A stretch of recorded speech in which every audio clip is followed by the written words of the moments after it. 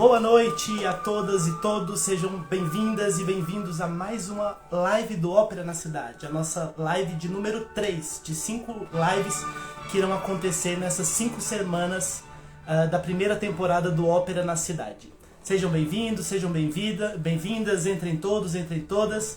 E hoje a gente vai discutir os temas dos 2 episódios da semana, que foram a ópera em alemão, né? O episódio de número 5 e o episódio de número 6, que é O Bel Canto. Aí a gente começa a falar de voz, falar dos cantores e das cantoras.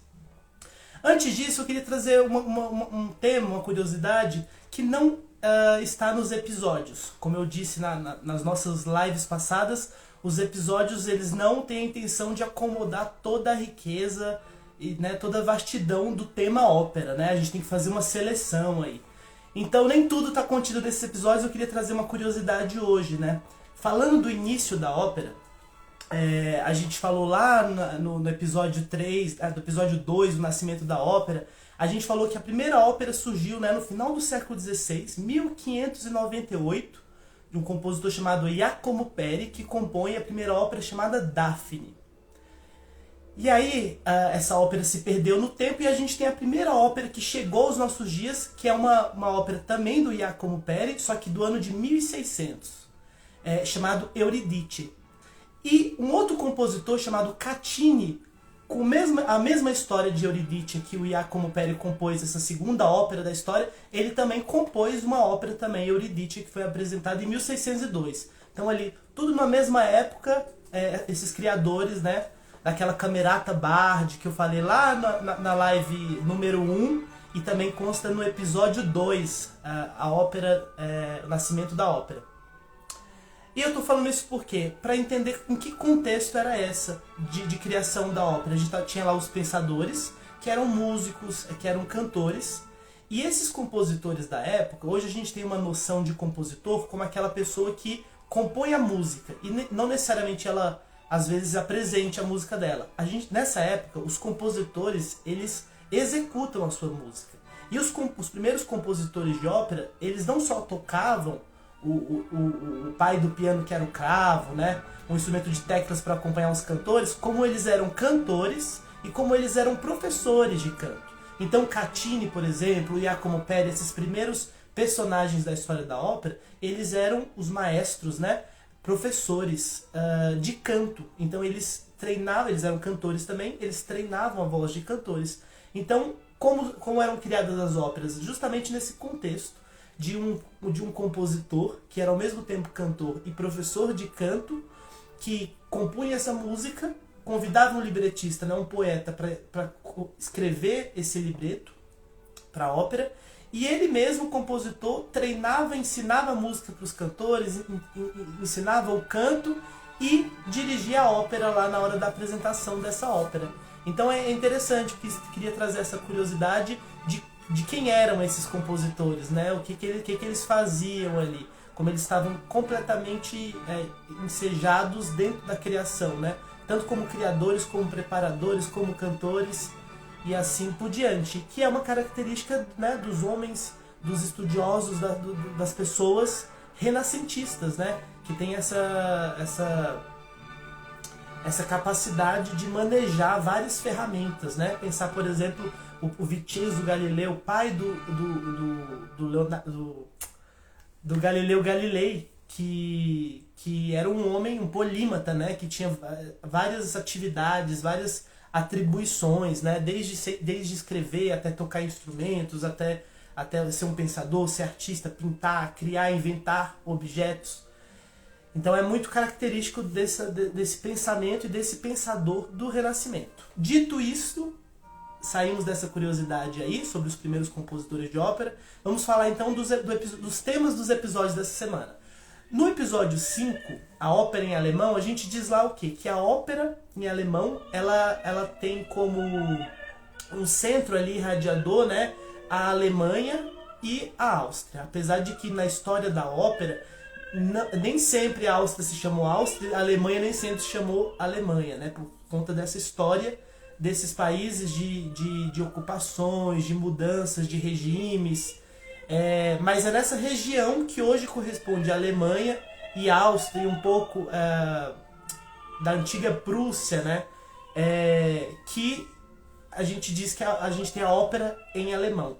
No episódio a gente começa vendo que a ópera italiana, que a gente falou lá no episódio 3, né, no Pináculos da Ópera Italiana, tem uma influência muito grande na Alemanha, como teve na França também, em vários outros países. A ópera italiana, realmente ficou marcada aí na tradição da ópera. Então, nos primeiros anos, nos séculos 17, no século 18, é muito comum, né, até o final do século 18, muito comum a criação de óperas por compositores de língua alemã, porém em italiano, né, por conta dessa tradição.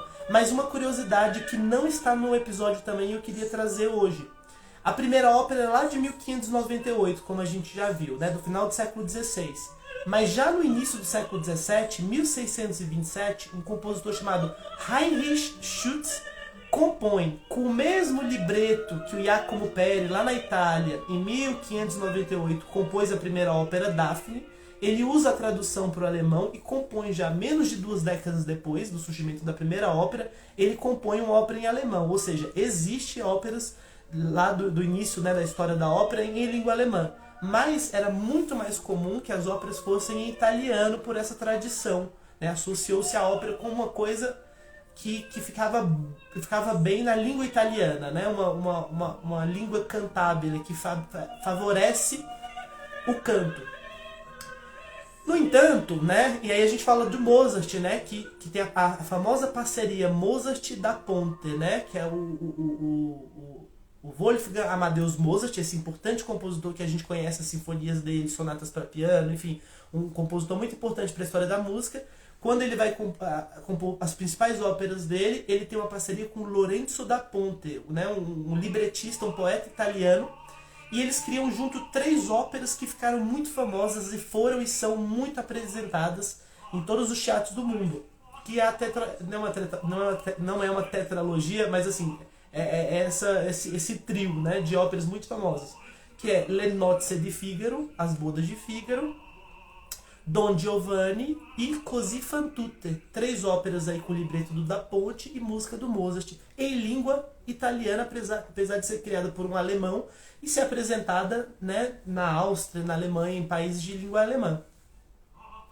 E aí, só no final do século XVIII é que vai se popularizando o movimento da ópera nas línguas nacionais, e aí esse movimento vai chegar na Alemanha, né? De um maior interesse de fazer a ópera em língua alemã. E aí, um cantor também, ó, ele era libretista, empresário e cantor, que é o Immanuel Schikaneder, que vai chamar o Mozart para compor música para um de seus libretos, que era a Flauta Mágica, Die Zauberflöte, em alemão, né? Ou seja, aí o Mozart vai compor uma ópera em alemão, né? Ele já havia composto outras óperas em alemão, mas essa é a que vai realmente, enfim, ser um marco assim, para a história da ópera em língua alemã. E é composta, estreada em 1791, e Mozart morre nesse ano, ou seja, é a última ópera de Mozart, né? Morre bastante jovem, aos 35 anos o Mozart morre, depois de criar dezenas de óperas, desde a adolescência, dos 14 anos de idade, a primeira ópera dele, e 40 e tantas sinfonias, 20 e tantos concertos para piano, ou seja, um compositor muito produtivo. Essa é uma das últimas obras dele, com o famoso Requiem de Mozart, né? Que ele faleceu e deixou até o Requiem por terminar, e aí depois um aluno dele vai usar técnicas do Mozart para terminar o Sus Maia, para terminar o Requiem do Mozart. Ou seja, são peças da fase final do Mozart, né? A Flauta Mágica.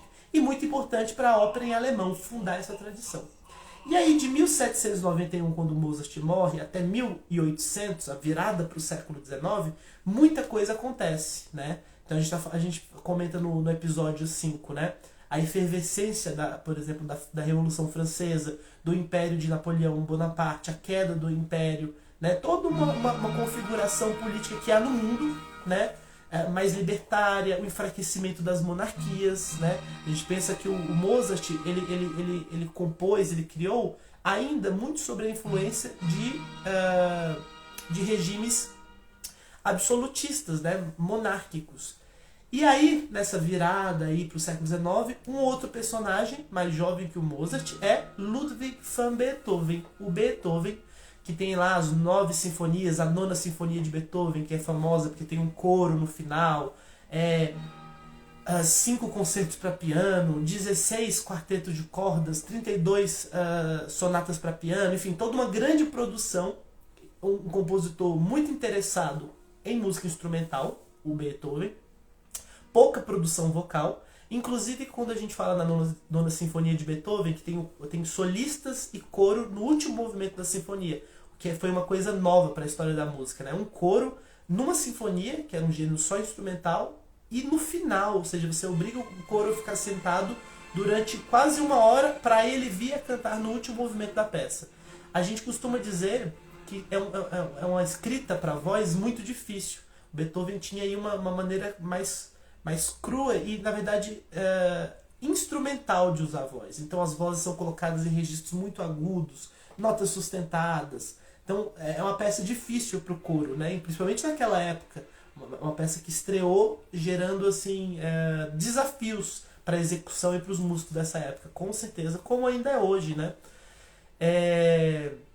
Então, dito isso, a gente entende que o Beethoven é menos afeito à escrita para voz. Ele é menos um compositor para voz. Mas, como grande compositor e na sua ambição, né, de criar uma grande obra, né, Beethoven já é um compositor que está numa época, no século XIX, em que a produção musical já é mais interiorizada, tida como interiorizada pelo compositor. O compositor se vê como compositor, né? Porque, por exemplo, na Idade Média, não existia compositores, não se assinava, não existia essa necessidade de se afirmar compositor. Tanto que vários dos registros de obras da Idade Média são anônimos, tem escrito anônimo, né? Havia uma outra preocupação.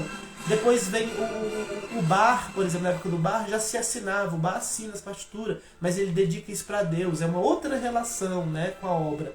Aí vem a época ali do Haydn, do Mozart, que as monarquias ainda têm grande influência. E essas obras são dedicadas e são bancadas por esses senhores, esses nobres. E o Beethoven já está num momento em que a monarquia está perdendo o poder e o compositor ele se vê agora no mundo como artista quase que independente e tendo que vender ingresso, tendo que encher salas de concerto. Ou seja, é um novo paradigma do que é ser compositor. Então Beethoven já tem a ideia de criar uma grande obra. E dentro desse pensamento de criar uma grande obra, ele quer compor óperas, ele quer se desafiar também.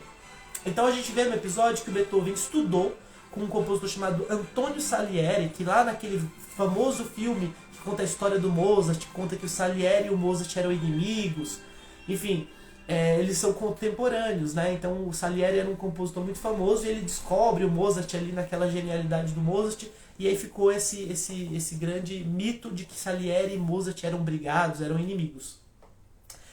Beethoven estuda com esse importante compositor e compõe a sua única ópera, intitulada Fidelio. A gente vê isso lá. E muito influenciado por esse momento, né, que a gente comentou há pouco, da Revolução Francesa, dos novos ideais, um certo republicanismo, sabe? Uma certa aversão à monarquia. Então Beethoven está inserido num momento de pensamento revolucionário. Beethoven é um revolucionário, né? A gente olha às vezes esses compositores do passado como pessoas assim atrasadas ou talvez mais conservadoras por serem do passado, mas no tempo dele Beethoven foi um revolucionário, ele foi muito contestador, né? Tanto é que ele admirou, por exemplo, Napoleão Bonaparte no começo dos empreendimentos, né, de Bonaparte, quando Bonaparte vem contra a monarquia. Então Beethoven compra essa, tanto que ele compõe lá a terceira sinfonia heróica dele, né, dedicada ao Bonaparte. No entanto, ele se frustra com o Bonaparte, né, quando o Bonaparte vira um imperador, ele se autoproclama e vira um monarquista como aquilo que ele havia derrubado. E aí Beethoven rasga, tem essa história de Beethoven rasgar e tira o nome, a dedicatória da terceira sinfonia para o Bonaparte e chama apenas de Sinfonia Heróica, a terceira sinfonia de Beethoven. Fica essa curiosidade também. Então, Beethoven era um doidão nesse sentido, ele era revolucionário, ele era da agitação política. E aí ele compõe Fidelio, né? E a gente vai ver lá a história de Fidelio que a gente fala no episódio, que traz esse caráter de liberdade, fraternidade, igualdade, né? Dessa quebra desses antigos paradigmas do absolutismo, né? Que vinha antes. E aí a gente pula já de Beethoven, por quê? Porque, gente, a gente não consegue falar de tudo, como eu disse, né, nos episódios. Porque nesse episódio 5 a gente fala do Mozart, do Beethoven e do Wagner como centros ali. A gente usa a obra deles para contextualizar o que é a ópera em alemão. Mas a gente também tem o Richard Strauss, que vai entrar no século XX. A gente também tem o Alban Berg, que vai fazer uma música modernista, uma música nova no início do século passado. Então, assim, e outros compositores até os dias atuais. Então, assim, é realmente reduzindo nesses três, mas ficando de ponto de partida para a pesquisa. Para ir além, para descobrir outros compositores, outras óperas, outras tradições de ópera em alemão. E aí a gente chega ao Wagner. E aí é importante falar dele porque o Wagner ele foi realmente um personagem muito diferente na história da música. Porque ele escrevia os libretos das óperas dele, ele era um poeta, ele era um escritor, ele era um teorizador sobre a música, ele era um comentador, um crítico, ele escrevia, publicava no jornal, né? Ele era diretor de teatro, ele compunha música, ele preparava os cantores, ele pensava a cenografia, pensava a luz. Então, assim, ele realmente, como a gente vê no episódio, que ele funda a tradição, né? Ele cunha um termo, um conceito que é Gesamtkunstwerk, que significa obra de arte total, ou seja, ele é o compositor que vai pensar todas essas diferentes expressões, se tiver dança, a música, o texto, os mitos que ele usava, as histórias, né, do povo germânico, dos povos nórdicos que ele se interessava, a cenografia, a iluminação, o teatro, para criar esse espetáculo em que todas essas artes se fundiam e formava essa obra de arte total. Então a gente vê lá aqui o Wagner compôs várias óperas e compôs, por exemplo, a Tetralogia, né, que é um conjunto de óperas, o Anel do Nibelungo, né, que é um conjunto de óperas que compõem essa tetralogia do Wagner. E aí o Wagner, por exemplo, ele vai cunhar o termo Gesamtkunstwerk, que é a obra de arte total.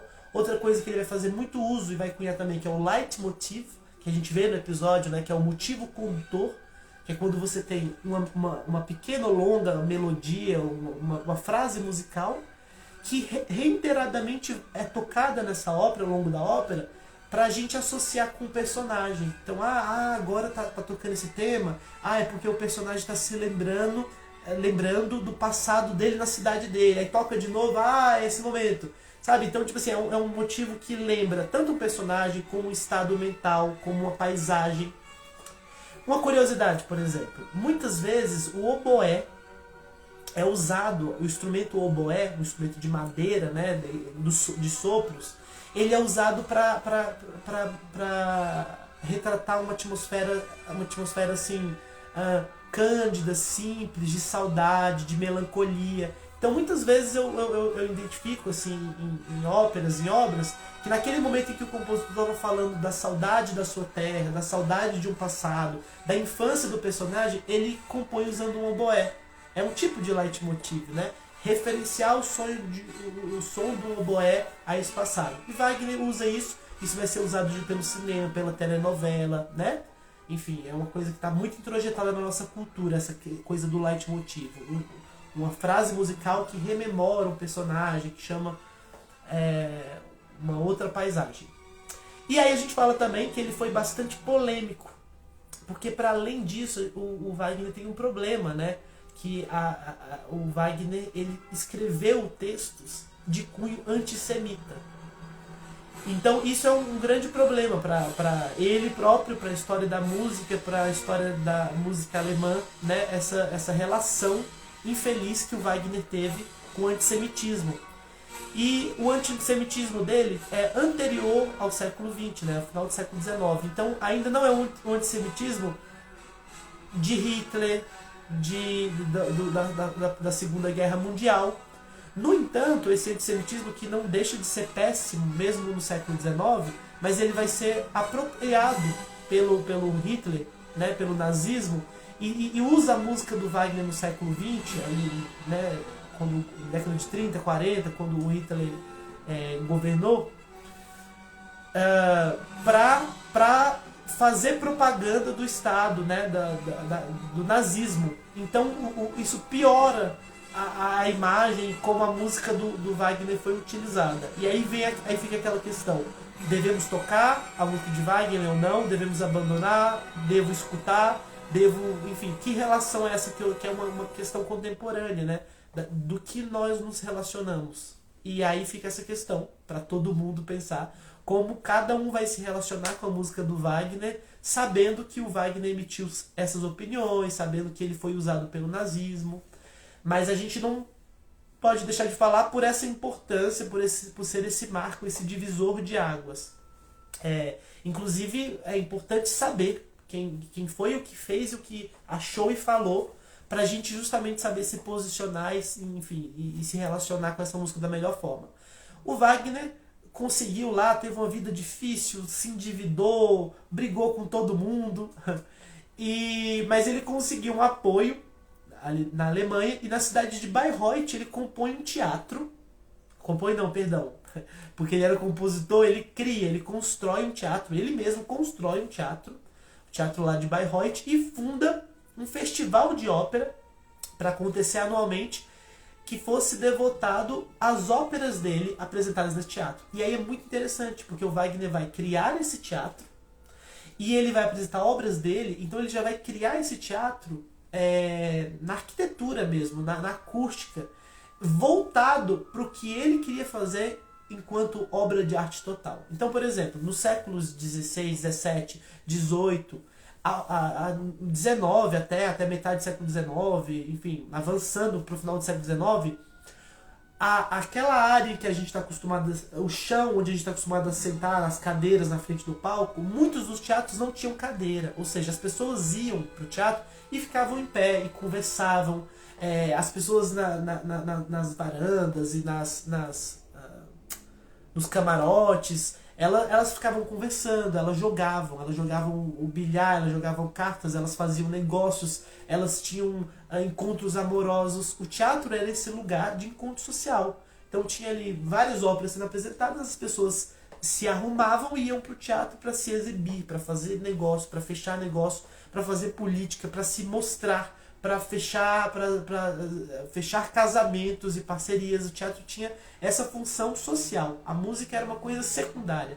O Wagner constrói esse teatro e ele coloca cadeiras nesse lugar. E outra novidade que o Wagner faz, já tinha cadeira em outros lugares, mas é específica essa coisa da cadeira, da altura da cadeira em relação ao palco. A preocupação de que o espetáculo seja visto em diferentes lugares, né? Porque tem vários teatros em que algumas cadeiras perdem a visão do palco, porque o palco não era a coisa mais importante, era o encontro social.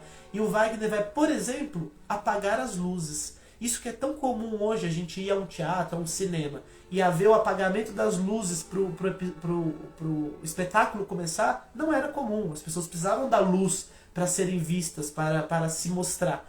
E aí é o Wagner que coloca as pessoas sentadas, apaga a luz do teatro, então ele cria, isso é uma criação ali, né? E o espectador agora, ele vai pro teatro para assistir a ópera. Então isso também é um divisor de águas, é uma curiosidade aí.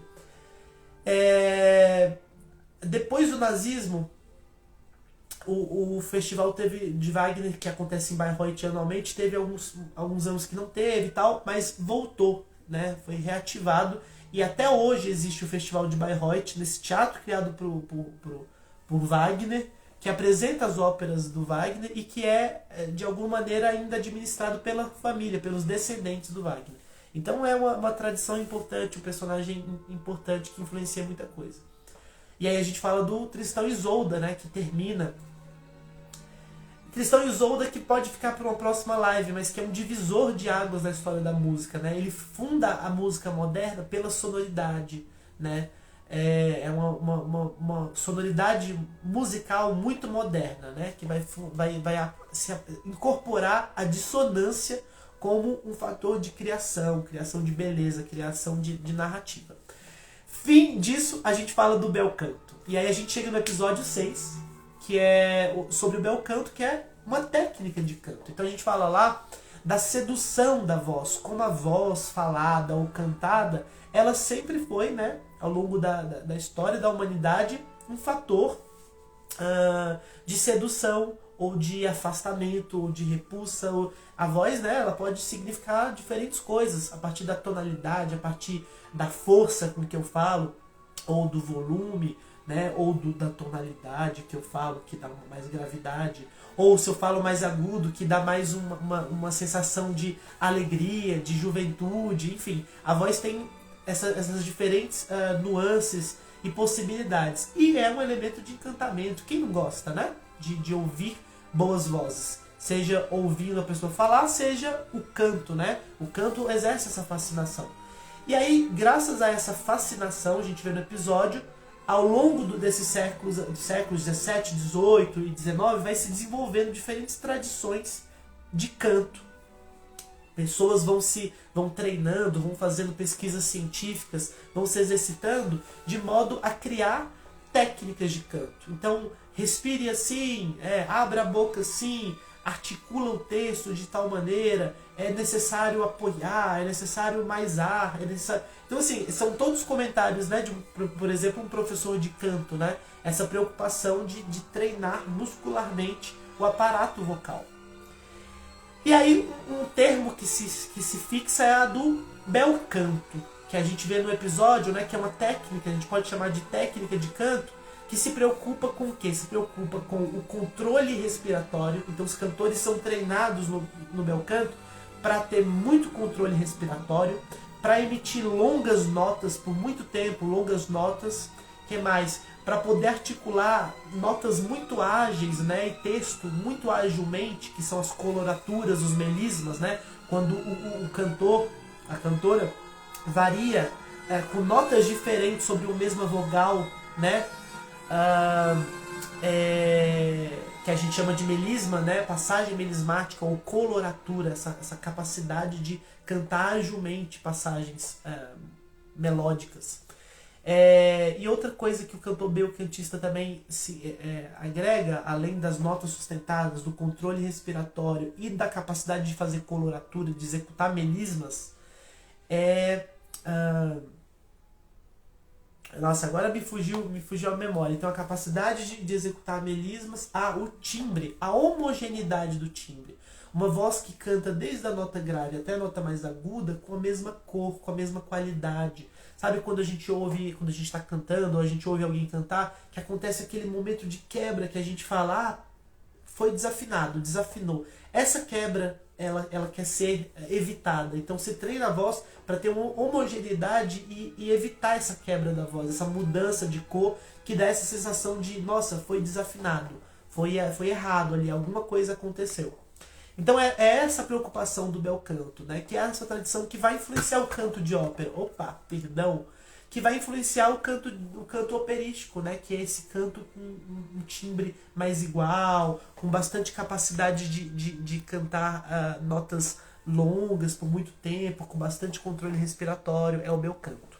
E aí, falando do canto no início da ópera, a gente diz que o bel canto estava encarnado lá no Barroco, né? No século XVI, XVII, XVIII, na figura dos cantores castrati, né, ou no singular castrato, que eram cantores homens, né, rapazes, que infelizmente antes da puberdade passavam por uma cirurgia, um procedimento de castração, que impedia, né, a interferência aí das gônadas na fase da puberdade desses cantores e impedia a mudança vocal. Então, e aí é muito interessante, isso também não está no episódio, mas eu gostaria de falar sobre, né? Porque é uma coisa muito curiosa. Castrate, pessoas castradas para cantar. Essa é uma prática que existia no Império Bizantino desde o século V. Desde o século V, né? 400 depois de Cristo e tal. Existia coros que havia esses cantores, homens, masculinos, que eram castrados e por isso eles não passavam pela mudança vocal e permaneciam com uma voz aguda, né, que poderia substituir as vozes femininas. Essa prática vai acabar na queda do Império Bizantino no século XIII, e aí lá no século XVI vai surgir na Península Itálica, ou seja, na Itália, em Roma, no Vaticano, por exemplo, quando havia o quê? A necessidade de substituir as vozes femininas. Por quê? Porque há séculos a Igreja Católica havia proibido a presença de mulheres, de cantoras nos coros da igreja. Só era possível homens cantar dentro da igreja, por séculos. E aí, diante dessa necessidade, em algum momento do século XVI, o Papa, do momento, dessa hora, ele autoriza agregar cantores castrati nos coros da igreja. Entendeu? Então é dessa necessidade que esse costume lá do Império Bizantino, que acaba no século III, no século XVI, renasce na Itália, no Vaticano, em Roma, enfim, nos coros da igreja, a presença dos castrato. Então, por exemplo, no filme que a gente cita no episódio, que é o Farinelli, né, que é o cantor Carlo Broschi, que foi um dos mais famosos castrati dessa época, do Barroco, do século XVII. Tem um filme muito lindo esse que ele canta aquela área Lascia Chiopianga, muito, muito belo essa área. Conta essa história, né, que ele era um rapaz pobre, então da onde eles recrutavam esses meninos? Eram meninos que eram pobres, de família, ou eram órfãos ou de famílias muito pobres, que as famílias cediam esses meninos ou para a igreja, ou para cuidadores, ou para escolas de música, para serem alimentados, serem educados, terem acesso a coisas que aquela família não poderia ter acesso. E em troca esse menino ele era cedido para essa instituição, ou seja, para a igreja ou outra instituição, e antes da puberdade, se ele apresentava talento para o canto, se ele cantava e era bonito desde cedo, eles castravam esse menino e ele não passava por essa mudança vocal. Então esses homens cresciam e tinham toda uma conformação física de um homem adulto. Então o peito largo, a altura de um rapaz, o pescoço engrossava, as cordas vocais menos. Mas ele tinha toda a mudança física que um rapaz tem da infância, da adolescência para a vida adulta, mas conservava as pregas vocais e a capacidade de fonação, de canto dele. Então criava-se essa voz muito diferente e, para a época, espantosamente sedutora. Então os castrati ficam muito popular, né? Então eles eram cantores que cantavam na igreja católica e vão cantar também nessas primeiras óperas. E aí vão cantar o século XVII, o século XVIII, até o século XIX. Tem a presença desses cantores que eram muito famosos, que vendiam ingressos para vê-los, que multidões se aglomeravam, de personagens que tinham fotos como a gente tem as fotos dos artistas, que tinham multidões atrás deles. Tem várias histórias desses personagens que eram muito famosos na Europa, por essa coisa de ser castrato e ter essa voz, né, essa capacidade. Eles representavam tanto personagens femininos como masculinos, mas eles eram chamados para ser o primo homo muitas vezes, né, na maioria das vezes. O protagonista, o primeiro homem, né, o herói da história. Vai tendo uma mudança de gosto já no século XIX, né, porque vai ficando estranha essa prática da castração. Então tem lá desde o século XVI ali na Itália, nos coros da igreja, mas no século XIX já está sendo incômodo isso. E aí o Papa dessa nova hora agora, já quase 300 anos depois, vai começar esse movimento de proibir a presença de cantores castrati nos coros da igreja. Isso já no século XIX, já para o final do século XIX. E aí o que acontece o gosto também do povo começa a das audiências a se interessar porque a personagem tem o mesmo gênero do cantor. Ou seja, o público começa a ter menos simpatia por um cantor masculino que interpreta um papel feminino, ou vice-versa. Uma cantora, que existe também, né, personagens que são desempenhados por vozes femininas, mas em que ela se veste com roupas masculinas e é um personagem masculino. Vai havendo essa mudança de gosto do público, mais o enfraquecimento dessa tradição do castramento desses cantores. E aí vai surgir, né, novas vozes que a gente fala, que são os sopranistas e os contratenores, que são agora cantores masculinos, que são treinados tecnicamente para alcançar as notas que é a voz feminina. Não mais passando pela castração, mas agora por um treinamento. Por isso, no barroco é muito popular, quando a gente ouve hoje em dia música barroca, os contratenores e sopranistas cantando esses papéis ou essas peças que eram cantadas pelos castrati nessa época. E outra coisa é que nessa época do século XIX começa a se sedimentar a convenção básica dos 6 tipos de vozes. 6 tipos de vozes. Sendo 3 tipos de vozes femininas e 3 tipos de vozes masculinas. Vozes femininas do agudo para o grave, soprano, mezzo-soprano e contralto. E vozes masculinas do agudo para o grave, tenor, barítono e baixo. Então a gente fala de voz mais aguda, a voz mais média, e a voz média ou intermediária e a voz mais grave. Ou seja, a soprano é uma mulher com a voz do registro mais agudo. A mezzo-soprano ela tem um registro médio entre o soprano e o contralto, que é a voz mais grave feminina. Mesma coisa nas vozes masculinas. O tenor é a voz mais aguda entre as vozes masculinas, o barítono e o baixo, né? Certo? Dito isso, a gente fala das convenções, né? Que era no teatro dessa época, no teatro do século XVIII, XIX, era muito comum as convenções, como já existia na comédia dell'arte, né? O papel do Pantaleão, o papel do Arlequim, da Arlequina.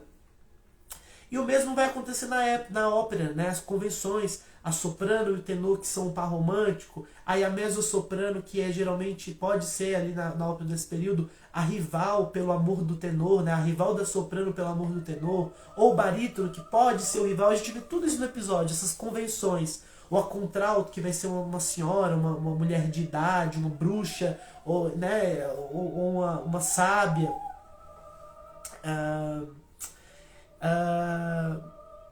E aí há essas convenções. E aí uma outra coisa que a gente fala no episódio, que está muito claro lá no vídeo também, mas se tiverem dúvidas, pessoal, enviem dúvidas, escrevam um e-mail, pode falar com a gente pelo direct do Instagram, ou então pelo e-mail do Ópera na Cidade, né? Vocês vão encontrar aí na página do Ópera na Cidade no Instagram ou no site, operabrasiliasatellites.com. Todas as informações vocês podem nos contactar em caso de dúvidas.